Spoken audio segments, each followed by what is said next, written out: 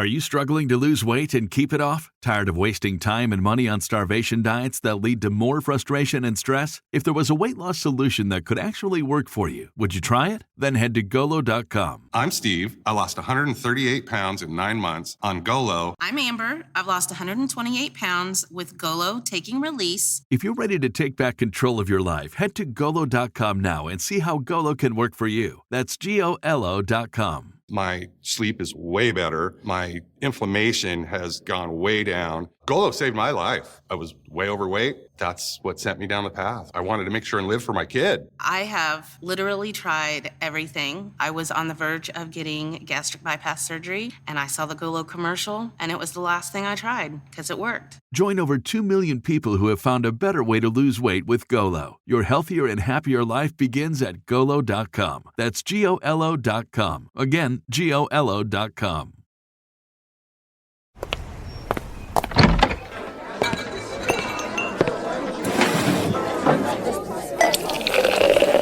Hey, pull up a chair. It's Axe on Tap with David Axelrod, Robert Gibbs, and Mike Murphy.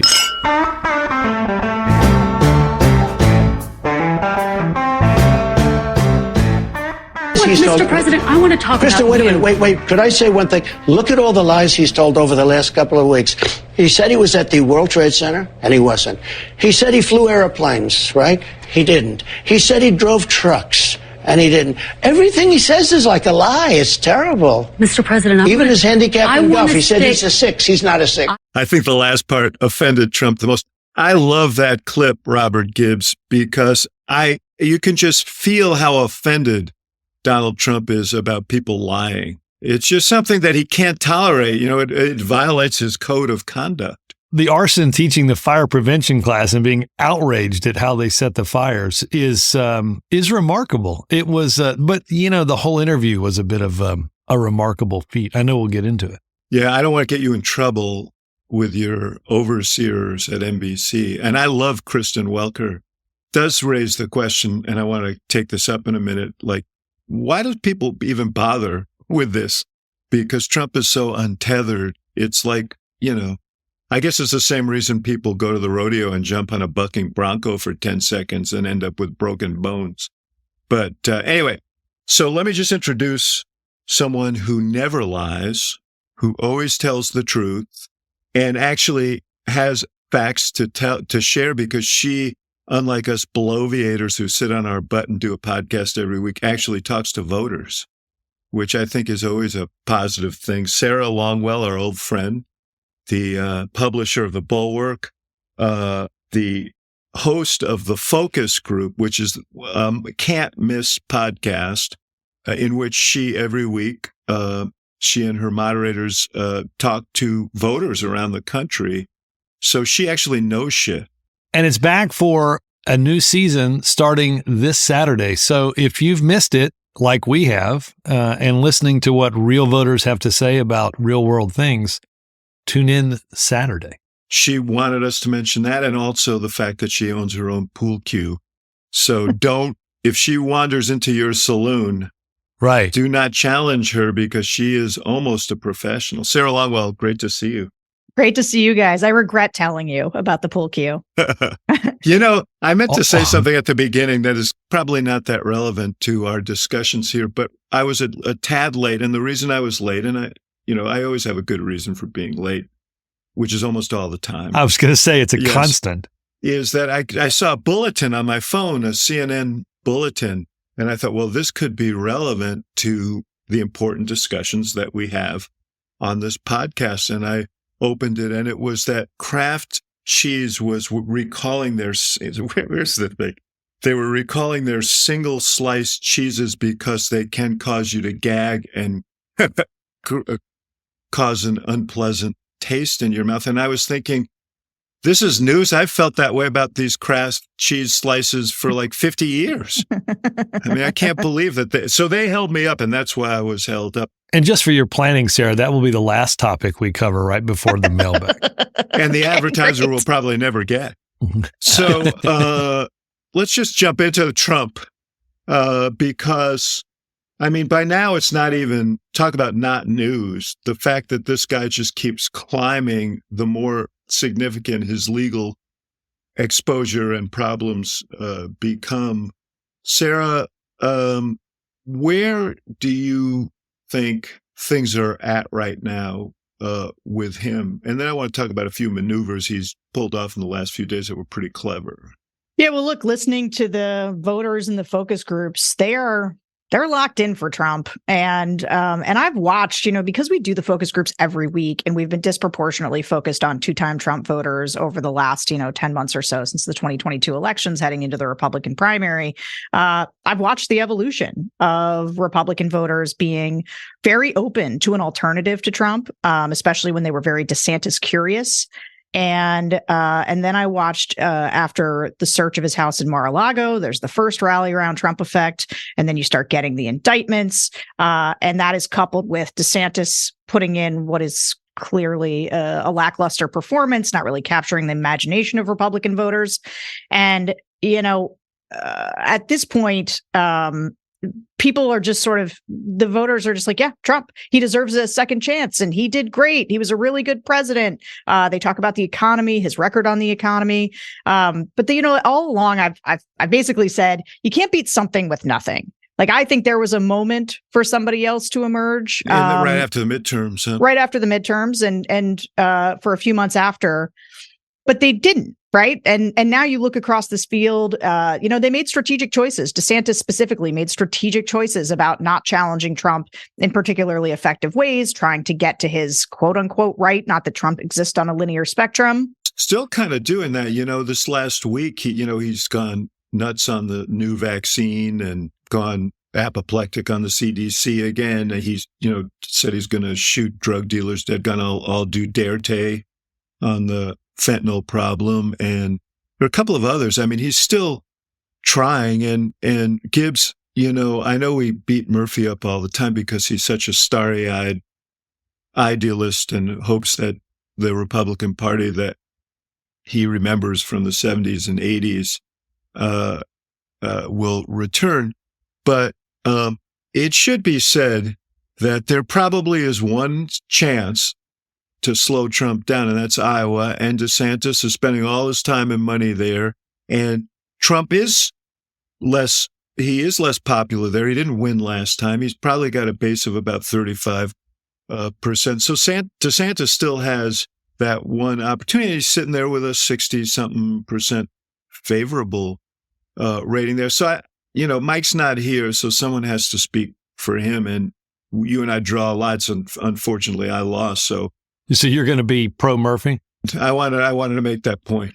When you called Murphy a starry-eyed idealist, I realized that you had lost the lots drawing. I think Sarah's absolutely right. I mean, you certainly when you look at the national polling, and with all the caveats around national polling, Trump's never been stronger. There was a moment, nobody kind of filled the vacuum. I think you have to give some credit to the Trump campaign, which is far more professionalized than it was a few years ago. They ran into the breach. They immediately declared, remember, everybody, we made fun of it, that lackluster at best announcement. But, he jumped right in and was able to take advantage of this stuff. DeSantis and others kind of waited. DeSantis for the legislature to get done in Florida. I do think he still has one more chance. I agree with Murphy that I think somebody not only has to beat Trump in Iowa, that same person also needs to beat him in New Hampshire. And that's where I lose. That's a problem. Things will change after Iowa if somebody comes in a different place. But to think that the same person is going to do both of those things, I was struck. And Axe, you'll remember our times of expectation setting, whether it was at a debate or in a caucus or a state. And the Politico piece of DeSantis sort of saying, hey, a good second would be a great showing in Iowa. And, the truth is, and then I think that they went on to say, look, we're just trying to get him to a one-on-one contest in South Carolina and beyond. And let me tell you, if there's a one-on-one contest with Donald Trump and anyone else in South Carolina, Donald Trump's going to kick their ass. Yeah. I mean, it's not going to be a close race. And so you speak as someone who has some experience in South Carolina. A couple of different elections there. But look, the nice thing about DeSantis now, really the rest of the Republican field, there's amazing clarity as to what to do, right? They literally have to make sure he doesn't cross that bridge, right? Don't let those guys over that bridge. And that's kind of where they are. I would put all your money in Iowa, put a bunch of money in New Hampshire, because if it doesn't happen in those two places, it didn't go to much matter. Right. Well, Sarah, Trump obviously realizes this too, because they've plussed up, for all the yammering about Biden and his basement strategy and all of that stuff. I mean, Trump hasn't campaigned very much. I mean, he doesn't really show up very much, but they've added all of these appearances in Iowa in the coming months, and whatever money they're not giving to their lawyers, they seem to be shoving into Iowa right now.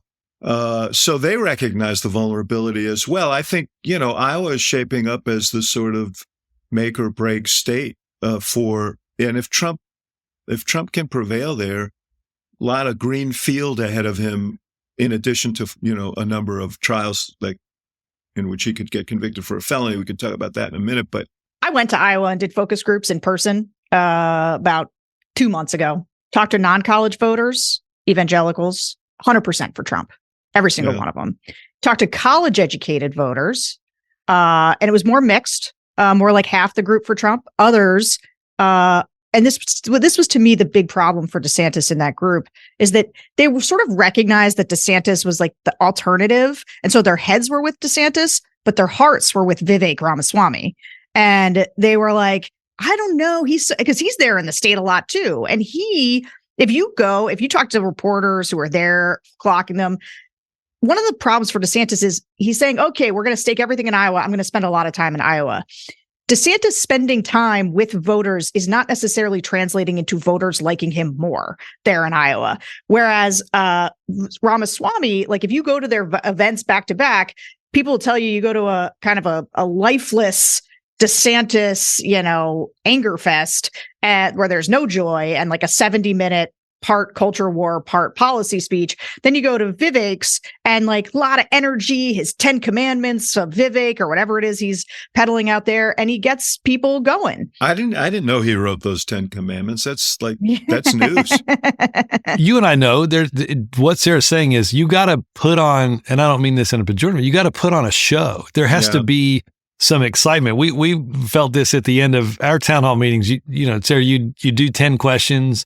It's serious policy, blah, blah, blah. And then you sort of like say, hey, we fill out a card to caucus for me kind of thing. And we had to think of some stuff to like, how do you get people excited so that when they get out of their seats, they're feeling, in this case, people remember, fired up and ready to go, right? So that was like, you've got to get some mojo going. It's just interesting when you say that DeSantis spending more time in Iowa isn't exactly leading to more votes. That's not a great way to spend your candidate's time. Well, there is kind of a Bataan Death March quality to the whole thing. It's kind of a grind. It doesn't seem. Now, I did talk to a Republican operative who you would know, Sarah, who went to a few of his events and said that he was better than, I'll acknowledge it was a she, better than she expected, and that, people were not hot. He worked the room and he did the things that normally human beings would do in this situation. But it sounded to me like, there's this thing in politics called I invented this. This is my thing, called the dancing bear theory, which is some call it, some say. When a bear dances, no one says, gee, that bear doesn't dance very well.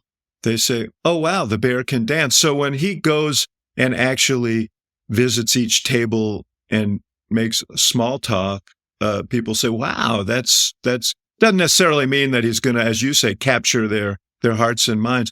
Ramaswamy has learned the lesson of Trump, which is, Trump is a show. And even with these long kind of diatribes and appeals to resentment and hatred and all of that, he's also an entertainer. And he knows how to capture crowds. He also, and I'm not here to, my feelings about Trump are well known, but I do think we're being hacks. We got to acknowledge the obvious, which is, whether you like him or hate him, the guy has a venal as well, but a feral genius for this. And he's got a good team now, as you point out. What he just did, there's a debate next week at the Reagan Library. I want to talk about that and the irony of the setting in a second.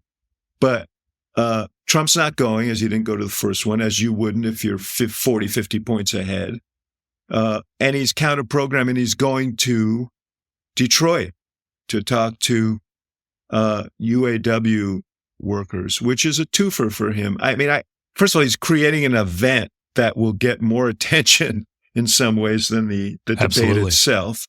Secondly, he's taking a shot at Biden for not being there, and he's appealing to that sort of blue-collar worker who has become a core of his base.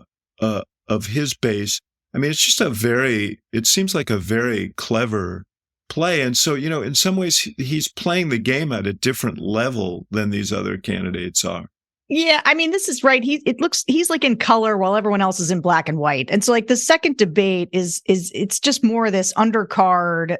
Can we shuffle around a little bit for second place? And I'm just going to add one quick last point on DeSantis that I meant to hit, which is the main argument for DeSantis that he was going to be able to make was this electability argument that Trump was less electable than him. And because he started doing the 6-week abortion ban and all the crazy extreme stuff, he undermined the central thesis of his campaign. And now Trump is viewed by these voters, because a while back when I was talking to voters, they were all like, I'm just worried he can't win. And now people don't say that really anymore. Like then maybe they're a little worried about that, but like they don't think DeSantis is so much more electable, but he has so much less baggage. And so, well, it's overwhelming. They believe that Trump is their strongest candidate. That's right. And it didn't used to be that way. Like that is a shift that has happened over the course of just the last 10, 11 months that he is now seen as dominant. And this UAW thing is a good example of why, because it also gives Trump to do an opportunity. Gives him an opportunity to do this thing that's like kind of the magic that he has, which is too kind a word, but where he's able to play both sides of an issue, right? He is not on the workers' side. He is not even telling the workers the truth about the strike. Like he's going to tell them this is about electric vehicles and China when it's actually about plants that want to move to right to work red states so they don't have to pay union wages. And so, but he's going to do this thing. He's done it on abortion too. This I'm all things to all people. And I know how to just talk out of both sides of my mouth and make everybody feel like I'm on their side and hold their position. And he knows that is the whole electric car issue is a sensitive point to in the negotiations. Don't discount the fact that he's going to look somewhat presidential, right? This is going to be, you're going to have a bunch of, I mean, the split screen is going to be interesting, right? 6 tryouts, 6 people trying out, and one guy kind of playing the role, right? And which is why, and I know we disagree with that starry-eyed idealist Mike Murphy on this, that I do think there's a smart point to not going to that debate and sort of lowering yourself to be with essentially, as I've called it before, the semifinalist of this. Yeah. And so he's going to some place that's going to generate a ton of news, right? It's a huge story. Secondly, obviously it is a battleground state that he won narrowly, lost by a bit more. So it's kind of an up for grab state. It's the type of state that Sarah would go do focus groups in. At some point in the general election, it's a smart move. So, again, to your point, he's playing a game above the rest of this field. And look, the benefit of, as you said, when you're up 40 or 50, you can call some different plays. You can do some different things. Just for our listeners, I think I should mention at this point that the dancing bear reference, if you're wondering whether that ever made an appearance in the Oval Office in a meeting with a president of the United States, I can confirm that David has explained to a president of the United States what's unique about a dancing bear. I should really trademark that thing. Remind me. Sarah's wheels are turning. She's going to throw that out before you can trademark it into maybe this Saturday's focus group. If anyone doubts that this is a play that the Trump people are running with enthusiasm, listen to this ad that just went up, this radio ad. They're America's auto workers. They helped build our country and keep us on the move. And we've always been able to count on them during times of war, peace, prosperity, and tough times. Yet all they've ever wanted is to compete fairly worldwide and get their fair share of the American dream. Donald Trump calls them great Americans and has always had their backs, from tax cuts for their families to playing hardball with China. Biden, he's turned his back on the auto workers by cutting a deal that uses American tax dollars to help fund China's electric car business. That's a stake in the heart for American auto workers, and they can count on President Trump to change that. I'm Donald Trump, candidate for president, and I approve this message. Paid for by Donald J. Trump for President 2024, Inc. So there you have it. I mean, and that's what you're going to hear when he goes there on, I guess, Wednesday. And Sarah, just based on what you know, I mean, it's ironic because those tax cuts substantially benefited the CEOs who are getting hugely rewarded, which is one of the sticking points for the UAW. But based on what you know from what you've heard, Sarah, I mean, I think it's a pretty clever tact. Very. I think one of the things, the economic anxiety, I fight with my colleague Jonathan Last about this at the Bulwark all the time, because he's like, the macroeconomic picture is good. Why aren't people happier? And I don't know what to tell you. I listen to Democrats, swing voters, and Republicans, and all they do is complain about the economy. They know exactly how much eggs cost, gas costs. Well, that's the thing. You know, you can see in polling, we talked about this before. Like, if you ask people about how's Biden doing on jobs and the economy, you know, his numbers aren't great, but they're like low 40s. If you ask him how he's doing on prices and inflation, he's in the low 30s. Yeah. And that happens to be the prism through which people are looking at the economy right now. And gas prices are going up. That's what they want to hear, right? He's got their backs. He's tackling China, you know, and let me tell you, I've also done focus groups on electric vehicles, and average people believe that electric vehicles are not a thing for them, right? They believe they are things for elites that they will not have access to. People like Robert Gibbs, who been driving around in them for years. Yes, I'm an elitist, I'm elite. I don't know whether I'm elitist, but no, we know that the electric vehicle, there's an electric vehicle pinch in these negotiations, right? We talked about this last podcast. Fewer parts, fewer people needed to put those cars together, fewer UAW workers, right? And these plants are being built, as Sarah mentioned earlier, in right-to-work states where they're not unionized. No, and so look, this is going to be a battle. I will say, having done also some politics in Michigan, don't forget there is a segment of UAW workers that's Republican, right, and that likes and loves Trump, right. So he's playing to some of that. I think he's as much trying to hold what he has and steal some, figuratively, not literally.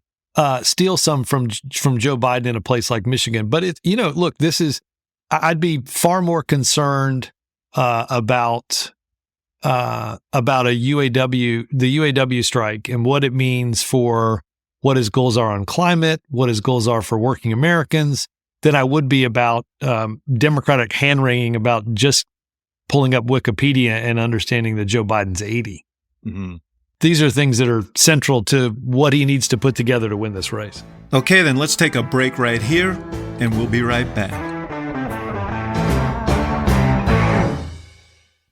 So, Gibbs, it pains me to say this, but nowadays when I drink alcohol, I just don't bounce back the next day like I used to. You're just a lad, but you'll find that out. So a lot of time I'd be the only person in a group that's not drinking, or I just end up skipping plans with friends altogether, and that's until I found Z-Biotics. Axe, you're not 22 anymore because... I know. My wife tells me that all the time. But good news, Z-Biotics pre-alcohol probiotic is the world's first genetically engineered probiotic. It was invented by PhD scientists to tackle rough mornings after drinking. And here's how it works. When you drink, alcohol gets converted into a toxic byproduct in the gut. That's enough about that. It's this byproduct, not dehydration, that's to blame for your rough next day. Z-Biotics produces an enzyme to break this byproduct down. It's designed to work like your liver, but in your gut where you need it most. Just remember to drink Z-Biotics before drinking alcohol. Drink responsibly, Axe, and get a good night's sleep to feel your best tomorrow. So this Halloween, pair your candy and cocktails, which is, I know what you enjoy, Gibbs, with Z-Biotics to avoid a spooky next morning. Give ZBiotics a try yourself. Go to zbiotics.com/hacks to get 15% off your first order when you use HACKS at checkout. ZBiotics is backed with a 100% money-back guarantee. So if you're unsatisfied for any reason, Axe, they'll refund your money, no questions asked. Remember to head to zbiotics.com/hacks and use the code HACKS at checkout for 15% off. And as always, thank you, ZBiotics, not just for the great product, but for sponsoring this episode.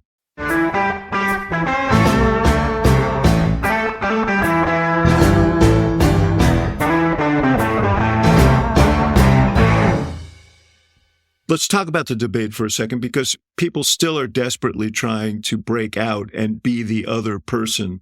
And DeSantis kind of held serve in the first debate. Wasn't great, wasn't bad. Got good marks from people who already liked him. Nikki Haley got really a strong reaction to her performance in the debate, which has moved her from, 4% to 5%, and hasn't really moved. And, I was just at an event with a prominent Republican yesterday. It was an off-the-record event, so I won't say that person either. But his view was maybe she could be the person who breaks out in this debate. Is going to be very important to her. But in some ways, she represents the dilemma of the Republican Party, which is everybody who wants her thinks she'd be a strong general election candidate. And for a lot of the reasons that they think she'd be a strong general election candidate, she's a little bit moderate on abortion. There are limitations to where she can go as a primary candidate. Sarah, do you hear much about her in your groups? I hear much about her from reporters who want to ask the question about, is Nikki Haley the one? I also from some old donor pals, could she be? And here's the thing. If Nikki Haley was the nominee, something has gone very right with the Republican Party. And that is me not... We should point it right. We should just interject right here. We should have said it at the beginning. You have spent most of your life in the service of Republican candidates and Republican politics. You excommunicated yourself because of Trump. It was mutual, I'd say. No, I think so. Yeah, you're not on his Christmas card list. And Nikki Haley would have been sort of my ideal candidate if we lived in the world of sort of 2014, 2015, and everything hadn't gone haywire. But she exists as a pre-Trump politician, and voters don't want pre-Trump politicians. And the way they express that is very clear. They say, we are not going back. They say she's an establishment, a little bit of a rhino, even though they sort of like her. Like, they're sort of like milquetoast on her. They're like, Nikki Haley seems fine. Some people are aware that she has foreign policy experience. Mm-hmm. So they don't hate her like they hate Mike Pence. Or unfortunately, like they hate Chris Christie. Like, there's people that they really have a negative reaction to. She's got sort of, Tim Scott also gets this, where it's like, they feel sort of favorably toward him, but like they don't want him to be president. They don't want to get behind him. And so she is a donor. She's sort of the latest in a donor fantasy. Right. And I wish, like I wish that there was a party there for her. But the fact is, the gap between what base voters want and what swing voters will tolerate has gotten very wide for Republicans. Mm-hmm. And so, if you look at the Republican Party right now and you add up Vivek Ramaswamy, Ron DeSantis, and Donald Trump, they're dominating 85% of the Republican vote. Right. Like, that's just where the party is. It is not where Nikki Haley and Tim Scott are. And Mike Pence, they're carving up 16% between all of them. Yeah. And Haley, I think, we've talked about this a lot here. She's a very clever politician, and she tries very hard to slice the salami really thin and kind of straddle these lines. And these lines may be unstraddleable. How do you say that? Unstraddleable. Yeah. I think that's it, isn't it? Anyway, and I think you ultimately get caught in uncomfortable situations trying. Well, you look inauthentic, right? Like, yes. She looks like a which phony. Is the worst thing you can be in presidential politics. Yeah, Nikki Haley, she wants to run like she's had this campaign in her head for a long, long time. She wanted to run as a future of the Republican Party. It was just a different future than the one we're currently staring at. Yeah.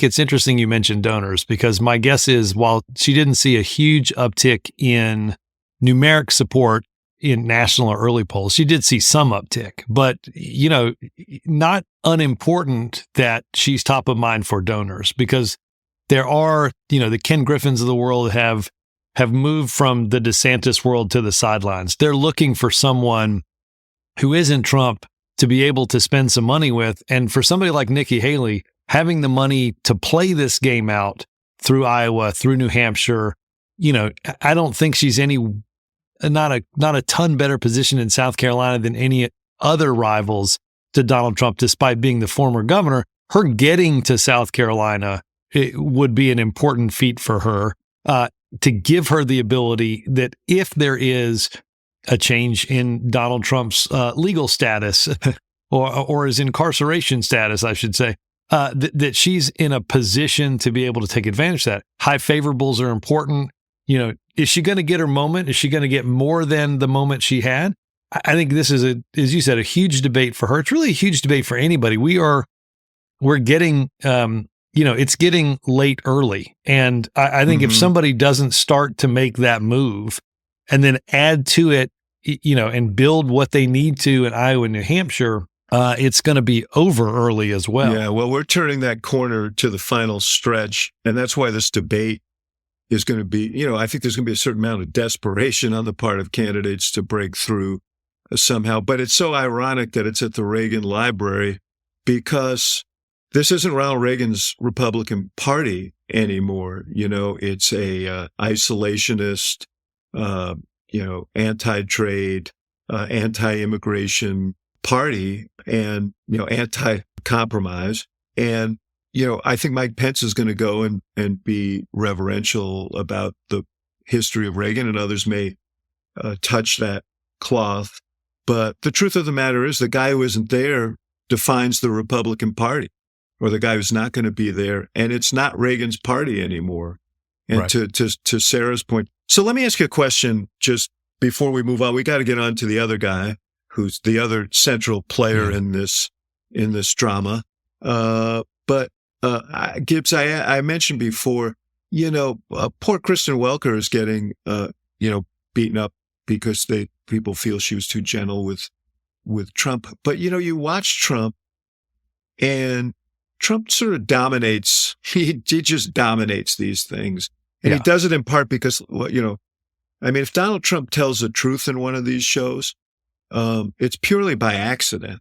It's not intended. He lies for practice. He knows what he wants to do. It's a conundrum, because then you get beaten up for giving him a platform. Yes. And I always hate that, because it's like the guy's going to be the Republican nominee. You got to ask him questions. Yes. But it does feel it's a dilemma. It's like nailing jello to the wall, right? It's not a satisfying while you're doing it, and the outcome isn't altogether that fruitful. It's, we've talked about it here. He's done it in the CNN town hall meetings. He's done it in a lot of these things, and he controls the situation. There's no decorum. There's no, you watch a normal interview, somebody asks a question, somebody gives an answer, somebody does a follow-up, somebody gives an answer. Donald Trump just rewrites the rules. Shamelessness and dishonesty are generally considered in real life bad traits, But in politics, and particularly in the politics of this moment, the audacity of his shamelessness and dishonesty, is at least at this juncture working for him. Well, remember, too, the Republican Party believes that hitting the media is a valid criticism and an essential talking point, right? Yeah. So when you're combative with... Also the world he helped create. Right, particularly a mainstream media, MSM interviewer, that's a plus. We may look back, though, particularly at upcoming trials, and realize that Kristen Welker birthed, in Trump's own words, the truth about... I'm sure his lawyers weren't happy, his lawyers are probably have made several trips to the drugstore for Maalox and Pepto-Bismol, because he cops to the... So you're going to need stronger drugs than that by the time this thing is done. But he cops to the idea that it wasn't some lawyer telling him that he could win. He was making these decisions, and it's very different than what the lawyers have rolled out previously and what they've talked about, which is, look, He was getting all this advice. People were coming into the Oval Office telling him, like, sir, this thing's been stolen. You've got to act. Yeah, he screwed himself there. And now he said to himself, oh, no. And, and give this to Kristen. She played right into his bravado, right? He's never going to admit, somebody else is making these decisions. I'm Donald Trump. I make all these decisions. You're fired. And, he walked right into, again, an interview that we probably, to your point, like giving him a platform, whatever that phrase means anymore. I don't know the answer. I'm not saying you should or shouldn't. I'm just saying it is, when you're dealing with a guy who's like completely an untethered sort of sociopath who will say. And the truth is, you have everybody saying, oh, well, you have to fact check him. Well, who in the world? Yeah. You can't fact check him. It's like that's, he's the automatic weapon of disinformation.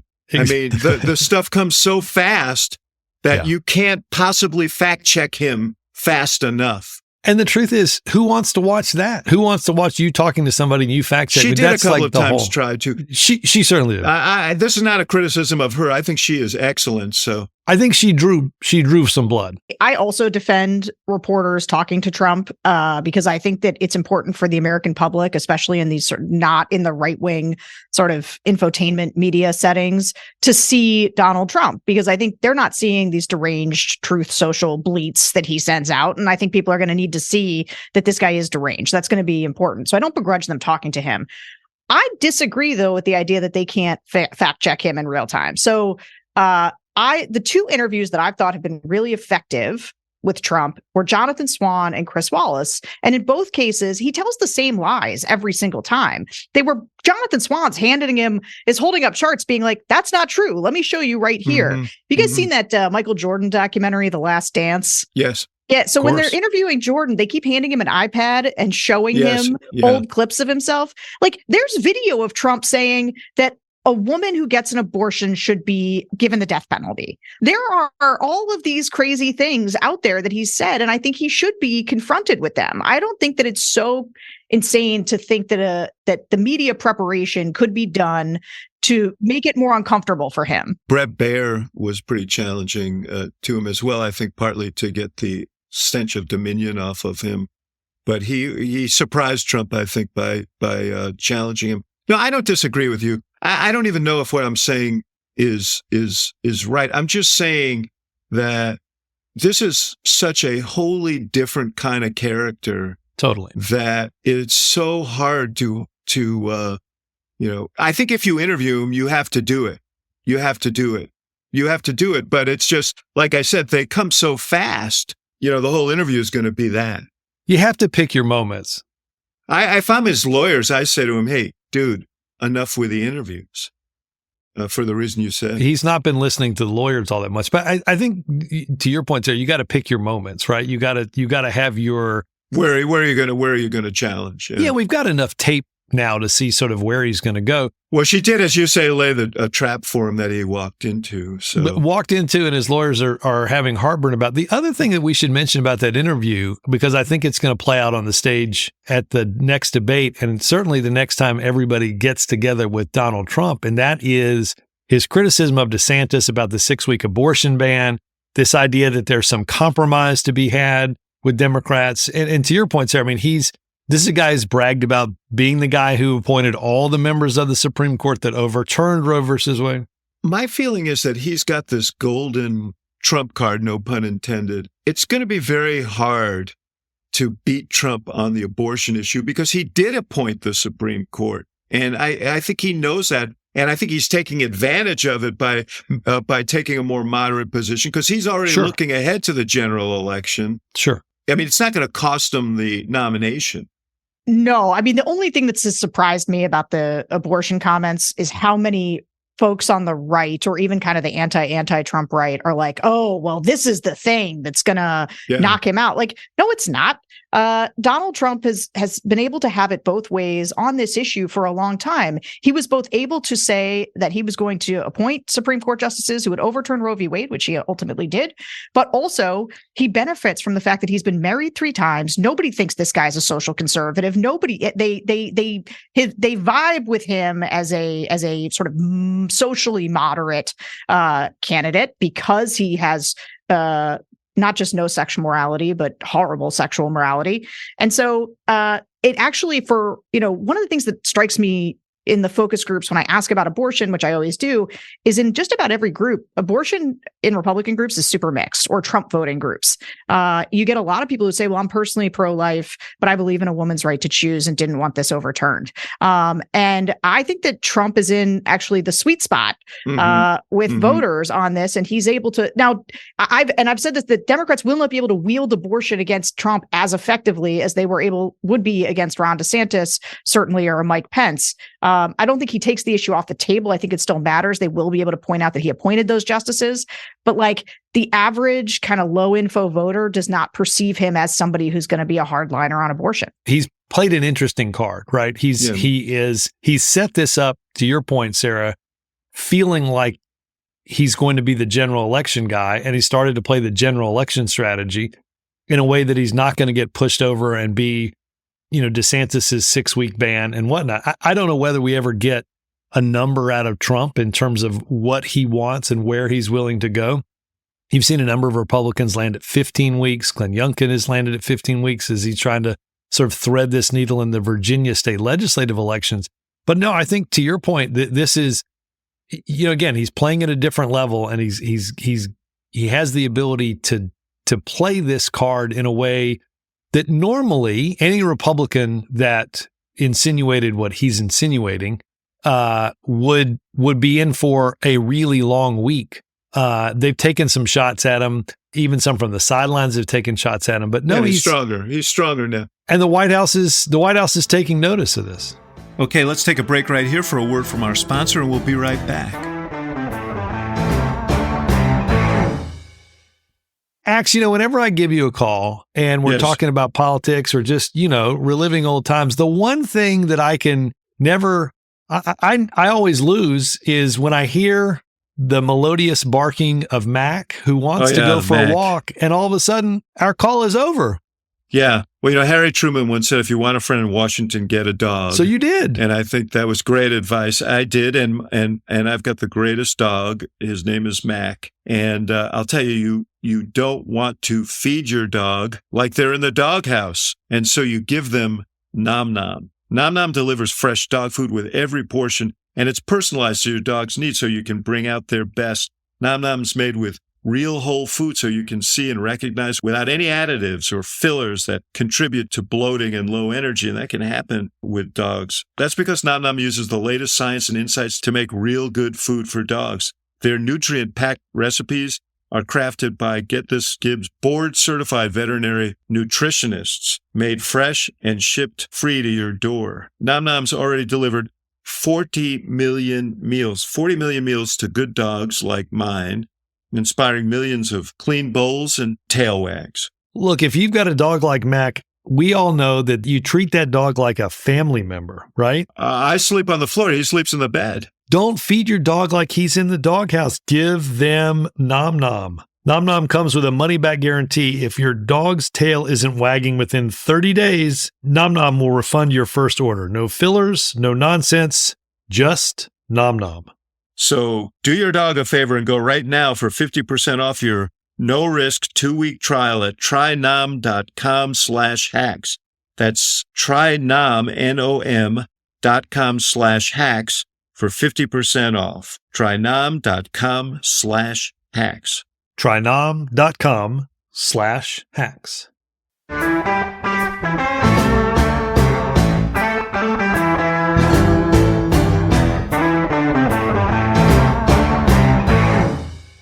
Democrats have, in the last several weeks, come to the revelation that Joe Biden is old. I thought that was something that was everyone knew. I thought that was sort of baked in the cake.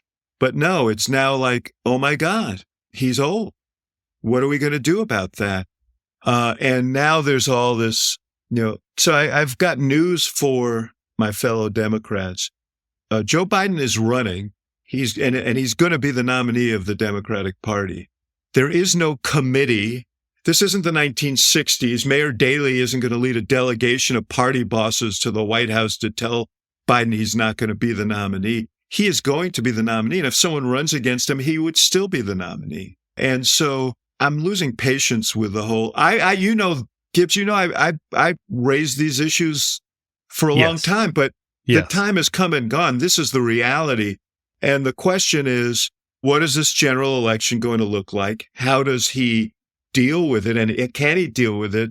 And my other question for you guys is, one thing we haven't said about Trump is he is going to spend most of the spring in courtrooms. And those trials, I think by definition, are going to get a lot more attention than anything else. That's where the focus is going to be. They're more interesting. Safe bet. People say, well, Biden can't be in the basement like he was last time.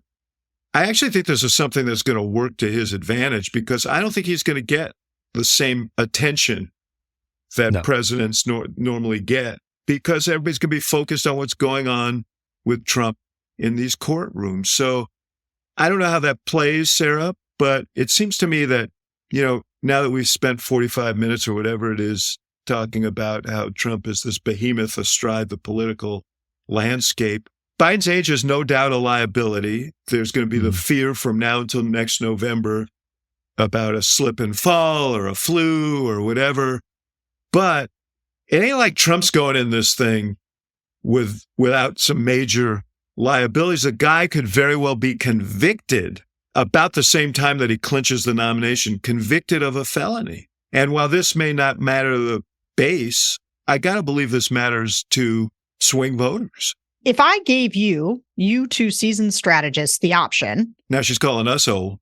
Of being, I said seasoned. Yes. Of being, I know what that means. You don't have to spell it out for me. 81 years old, but being the current president versus being 78 years old and under 4 separate indictments as you're campaigning. Convictions by the time. Sure. Which would you choose to be? Yeah. I'm going with seasoned. I would go with being the actual current president against the other guy facing multiple indictments. And look, I was just in Bethlehem, Pennsylvania, which should be a good place for Biden. And the reason that people are panicking right now is because I just think, I was panicked 11 months ago, and I think I was on the show expressing how much it was all over the focus groups back then. We've beaten the hell out of it here, actually. But the time's gone. It's over. And the people who are just coming online now to be like, because they're seeing the polls, right? With Trump running even with Biden. Yes. And a lot of Biden's low approval rating is a reflection of the fact that a bunch of voters are just starting to, some of the voters in these focus groups are like, so he's definitely going to be the nominee. You're like, they're just coming around to the idea that he is going to be the guy, and they think he's too old. That said, you ask him head to head with Trump, it's not close. They'll vote for Biden. And not only that, but there were people in the groups who you got the sense that they said, like, I don't know if I would vote, like, whatever. And then I'm like, well, what if Trump's the nominee? And they also haven't quite grokked that Trump is probably definitely the nominee for Republicans. And when you tell them, what if it's Trump again? They're like, oh yeah, no. Then I'm all in. And I think that I think that it is not helpful for people to panic. Like we're there. It's too late to panic. And Gretchen Whitmer is not like, this is the reason that they're doing it too, is that they, a year or two back, Gibbs and I would fight about this actually.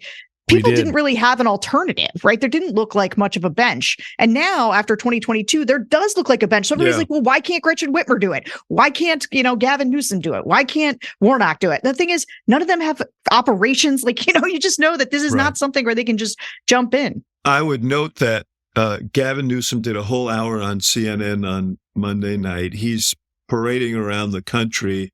Yep. He's certainly showing leg. And I don't think that, I think it's as much in preparation for the future as it is for now. But the effect of it isn't helpful to Biden. I heard someone say, well, the White House really approves of him going after the Republicans the way he is. I don't believe that. I don't believe that it's helpful for them. He's like the young trophy wife next door, who the guy who's or you could do it the other way around. But, it's like, why, wow. We could have this, and I think it's unhelpful. It's an interesting dance that Governor Newsom is playing. I think you've got others that are doing this, playing this a little bit more subtly. To Sarah's point, I mean, there's big names and there's good names out there. Axe, I'm an honorary co-chair of the Gretchen Whitmer fan club and have been for a really long time. Yeah. You got the whole decoder ring and everything. There's a card that goes in my wallet and everything. It is, I mean, we even had this discussion last week on the podcast, and, Crystal has his Whitmer Warnock ticket and somebody, I think one of the exit questions was like, how many more weeks does somebody have to, or how many weeks does Biden have to drop out for somebody else and blah, blah. And it's like, guys, that it passed. It's over. It's not happening. So yes, I mean, and let's be also clear that nobody in real America is worried about David Ignatius's column in the Washington Post. Okay. They don't know it exists. They've never heard of it and they don't read it. So we've dealt with this a little bit. Axe. And look, I do think there's, to Sarah's point, some of this, and to your point, it is, the age part is baked into the cake. Let me read to you the numbers in a Quinnipiac poll last week. Is 80-year-old Joe Biden too old to be president? Yes, 68%, no, 28%. So that all of a sudden, hey, that's a big concerning number. Is 77-year-old Donald Trump too old to be president? Yes, 34%, no, 63%. Wow, now we've got a legitimate problem. Except in the polls head-to-head, Joe Biden's at 47 and Donald Trump's at 46. So to Sarah's point, and I've seen these in the focus groups with Democratic voters that she did in an episode that I was on, they get away from, they get past, they reconcile his age with the idea that his role is to, and I think he's the one who also intones this, he's playing the role of making sure Donald Trump doesn't come back. He's beaten him before. He can do it again, this time with a record. Obviously, it's more complicated because the economy is exceptionally more complicated. It's not just the incumbent versus the challenger. There's a lot more nuance to it now than there was 2+ years ago.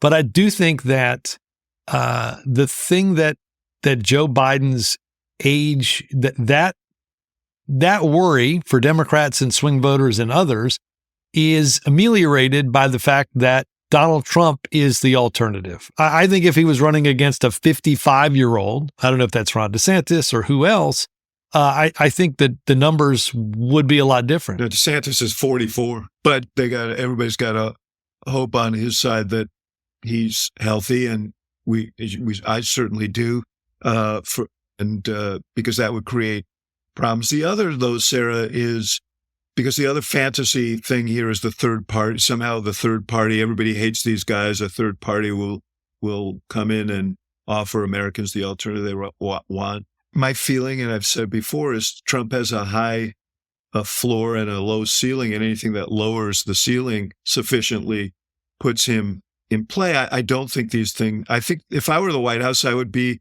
most concerned about that. I think they want and need a binary choice. You absolutely do. And let me tell you, I am very, very alarmed by the no labels threat to run. And here's the reason why. What Joe Biden has to do to win this again is replicate not a pro-Joe Biden coalition, but an anti-Trump coalition. Right. And when I run the campaigns that I run, like in 2020, Republican voters against Trump, I am focused on these swing voters, these right-leaning independent and soft or moderate GOP voters. They voted for Romney. They voted for McCain. Trump's a bridge too far for them. That's an anti-Trump coalition. They don't love voting for Biden. They don't want to do it. They're even less interested in doing it today than they were the last time when they were more rolling the dice. But you got to get those people. You have to. And so that is, no labels will not get 30% or 20%, but could they get 9% of those of that persuadable anti-Trump coalition that has to go either for Joe Biden, that has to vote for Joe Biden, like to hold that coalition together. That's what they could do. Like that, they will reelect Donald Trump, and people should be very clear on that. There is no appetite. No, not a nearly. It's an elite play. This is why I do focus groups. It is to keep me from playing fantasy politics, right? And no labels is a fantasy politics donor play, right? Donors love this idea.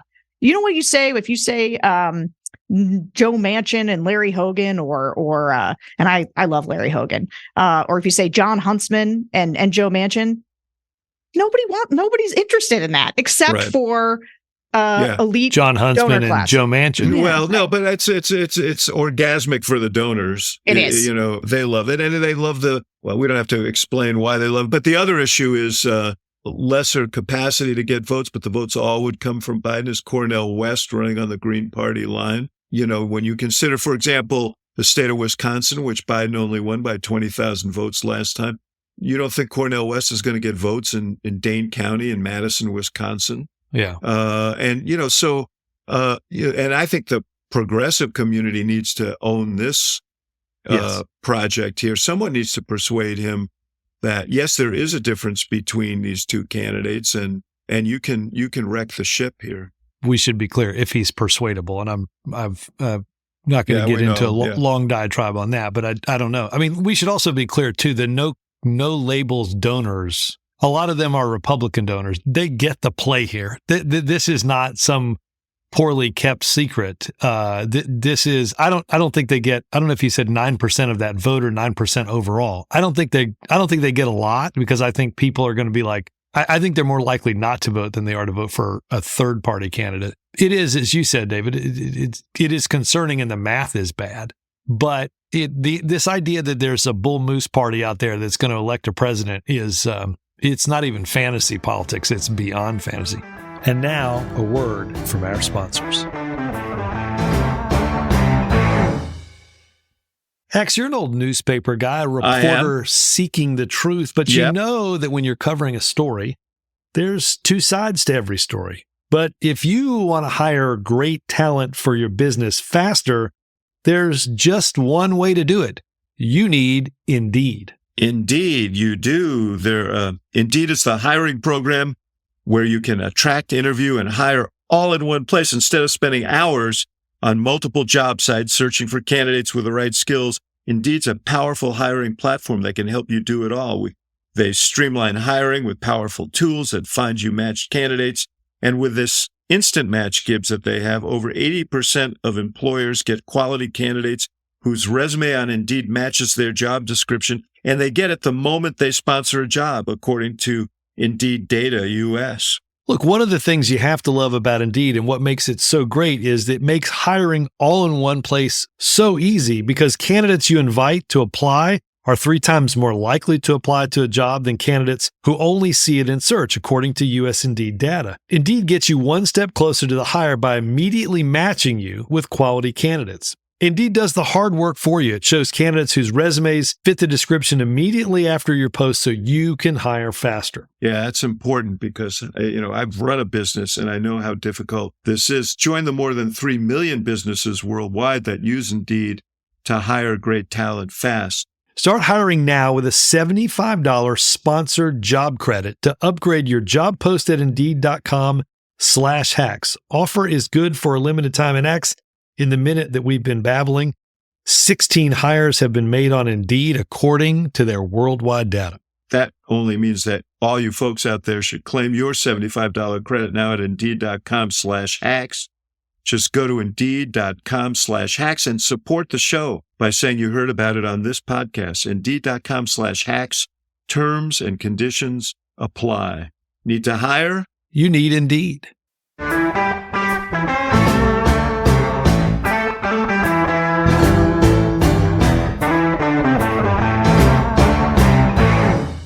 With all due respect, and I read his column, so I do respect him, that people aren't going to get fascinated by David Ignatius's column. The idea of shutting down the government is going to be big news. It is going to impact people. It may not impact people for long, but I also think it dramatically underscores a Republican problem, which is they don't seem to understand that controlling a branch of government and hoping to control more branches of government requires one to govern. And it does not appear as if they have the makeup to, or they plan to, govern even the small amount that they currently control. Yeah, well, Sarah, isn't one of the reasons why the Republicans did so poorly relative to expectations in the midterms a fear that was animated by election deniers, very ardently anti-choice Republicans, and promises of impeachment and so on, that these guys were off on some ideological jag and people didn't want to go there. I got to think that if you're in the White House, one of the things that you're calculating is that the Republicans themselves are going to help you in 2024 by behaving exactly the way they're behaving. Yeah, I mean, I think it's dangerous because a lot of people they're not reading Politico, they're not reading Punchbowl, and I worry about a shutdown is when they'll look up and be like, who do I blame for this? Mm-hmm. And when you're the president of the United States, like, you've got the biggest target on your back. So I always worry about that a little bit. But I do think Republicans have done a bang up job this time around of making sure that anyone who wants to look knows that it's their fault that they're doing this. There was one of the Republican congressmen said something, this guy Lawler said something like, we got this clip. Let's play this clip because it's really good. This is not conservative republicanism. This is stupidity. The idea that we're going to shut the government down when we don't control the Senate, we don't control the White House. These people can't define a win. They don't know how to take yes for an answer. It's a clown show. You keep running lunatics, you're going to be in this position. Yeah, there you have it. Pretty blunt. In 2022, in these swing elections where, in Arizona, that's where you held off the election denying lunatics. But the problem for Republicans is in these redder areas where you just keep getting primaried by crazier and crazier people and being pushed out to the extremes. A lot of those people are in Congress now and they're running the show. And it is a clown show. Yeah. It's worse than that because it's dangerous. It's a clown with a flamethrower, as my friend Charlie Sykes likes to say.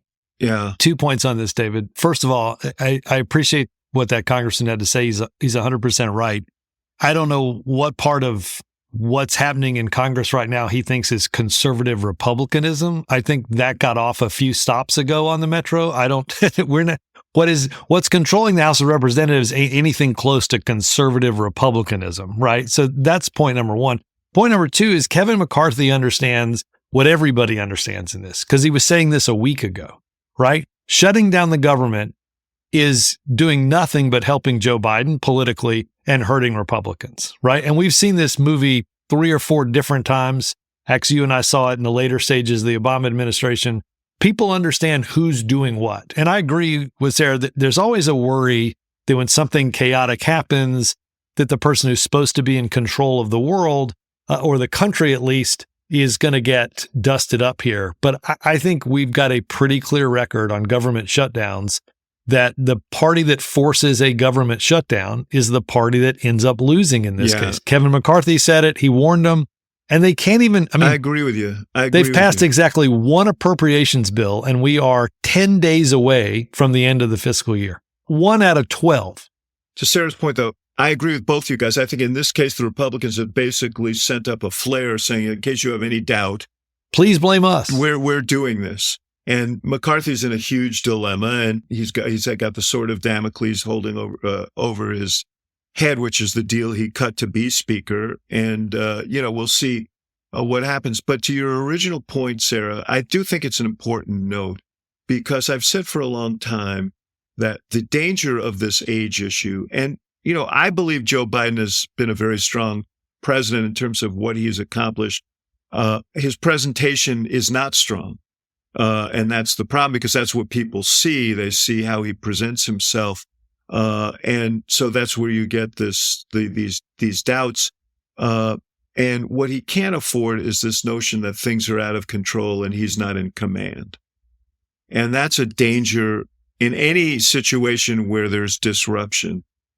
And so you've got an auto strike now, you'll get a shutdown and so on. And the question is, does some of that seep into that analysis that he's just not strong enough? So there is danger there, but I think this one's clear, though. In this particular case, I think, yes, I do think the Republicans have set this up, and it's and McCarthy knows it, and it's clear he knows it. So here we go now with our brand reconstituted mailbag. Hit the music. It's listener mailbag.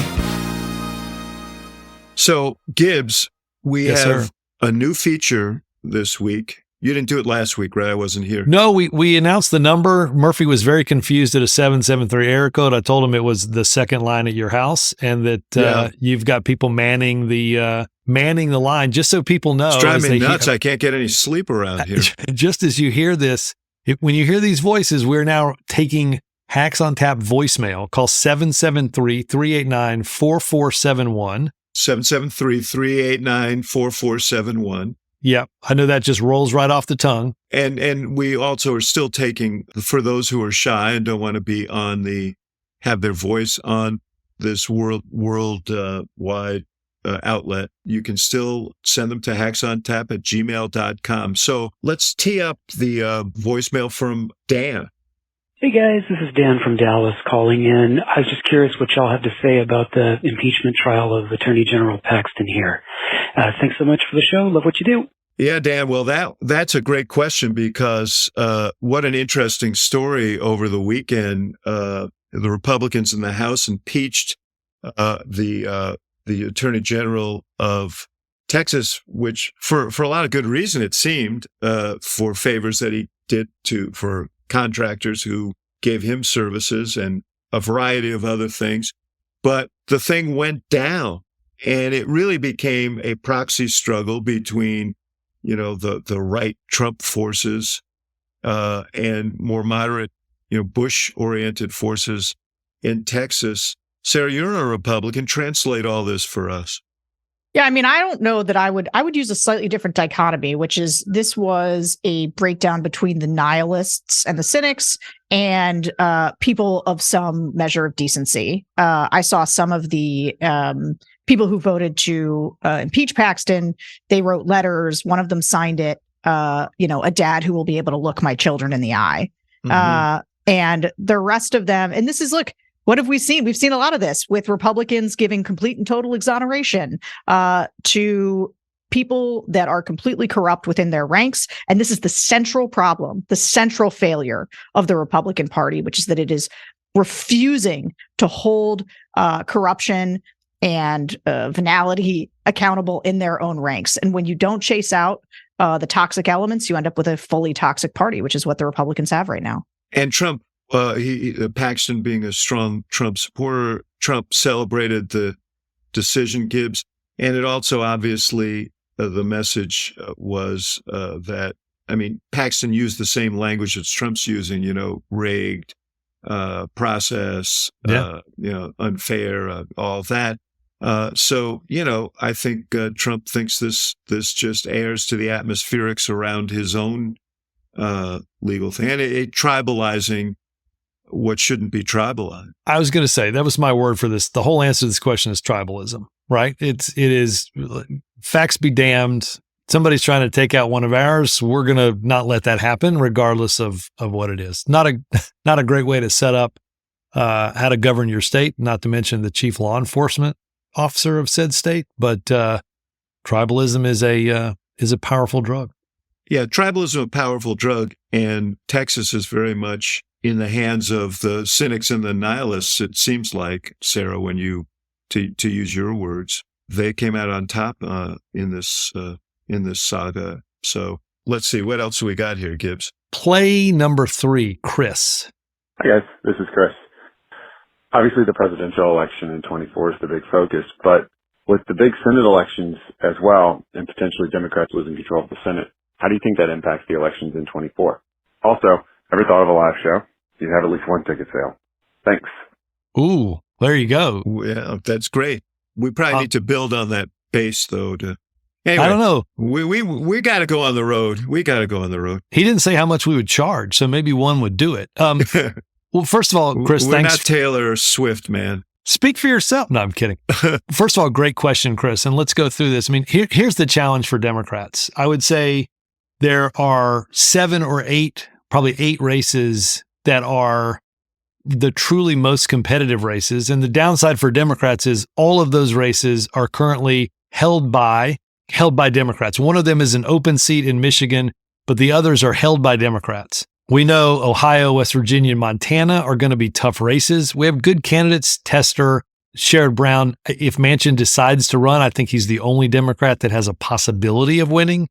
in a place like West Virginia, but you've got tough races in Arizona, Nevada, an open seat in Michigan, potentially tough race in Pennsylvania, and a tougher race in Wisconsin. Those last 5 states are going to be presidential swing states. And I would just say, if you look at the last few elections, who wins the presidential race in those states also wins the Senate race. The only place that was different in recent times was Susan Collins. So yes, it's the big focus, but if that's Donald ranked Trump choice voting election, so right, if doesn't Donald exactly Trump count. does well in this election, then the chances are that he's won 3 or 4 or 5 of those states is going to be very high. If Joe Biden wins this election, it is a pretty good shot that Democrats hold all those seats. I think if you were a betting person right now, you would think there's a better bet that Republicans control the Senate after the 24 election, but probably that the Democrats control the House. So yeah, that's right. Get ready for Divided Government Part 389. Sarah, you got anything? Only agree with that just because the House is the inverse, right? Of there's a bunch of people who are Republicans who are in districts that Biden won, and the margin is so narrow right now, and could get narrower as some of these like slightly more normal Republicans look to flee, for CNN contracts and other better pastures because they hate dealing with these toxic Republicans. That margin can narrow, like something happens with George Santos, who's a lunatic, So yeah, I think the chances of Dems taking the House in 24 is pretty good. I will say just as a final point on this, Steve Daines, who's heading the RSCC, and McConnell have been much more clever about recruitment in this year. They saw what happened last year. They lost some seats they thought they could win because they had Trump hugging election deniers, and they've methodically gone and recruited candidates they thought could navigate around that and win general elections. And the question in some instances is just whether they can win primaries. That still remains to be seen in some of these states, but they've put themselves in a position to do potentially do well. And that's why Daines endorsed Trump early, because he wants Trump's help. He doesn't want him to stand in the way of these candidates who can win general elections. He wants to get his blessing on them. Yeah. And Montana is a great test case for all of that happening. Daines' state. A great tester case. All right. I see what you did there. Before you go, Sarah, we gotta do the Hacks on Tap book club. What are you reading? The book that I can't wait to read, and I don't think it's available yet, is McKay Coppin's book on Mitt Romney. I mean, sign me up. That great excerpt in the Atlantic. Yeah.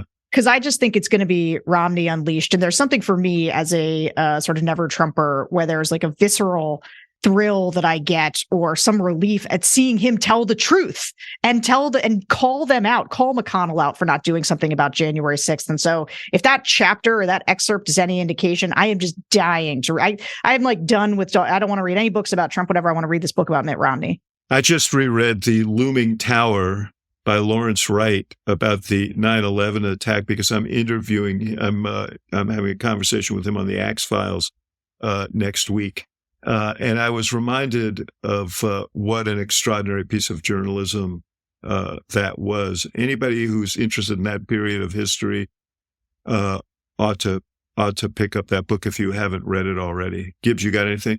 No, I would just say McKay Coppins too. I'm anxious to read that book. Somebody who had some great interviews with Trump and I think really understands Trump, to be able to get the access that he's gotten from somebody like Romney. That excerpt talked about just handing over notes and journals and calendars, and to have the hours and hours of access. You can largely dream of having that sort of access. And I think it's going to produce a fascinating book. I think that Washington is going to desperately miss the vibrant center in a Senate in Mitt Romney. We're going to desperately miss Sarah Longwell because she's got to go and we've got to go. Sarah, brilliant as always. Come back often. Everybody should listen to the focus group when it drops on Saturday, because that should be, once you're finished with Hacks on Tap, that ought to be your go-to place for really understanding what's going on in this country during this election. Sarah, thanks. Thanks, guys. So fun. See ya. Talk soon.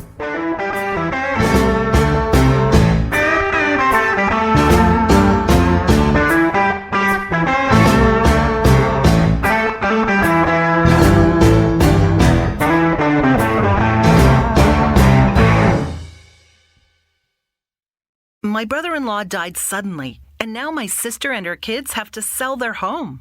That's why I told my husband we could not put off getting life insurance any longer. An agent offered us a 10-year, $500,000 policy for nearly $50 a month. Then we called SelectQuote.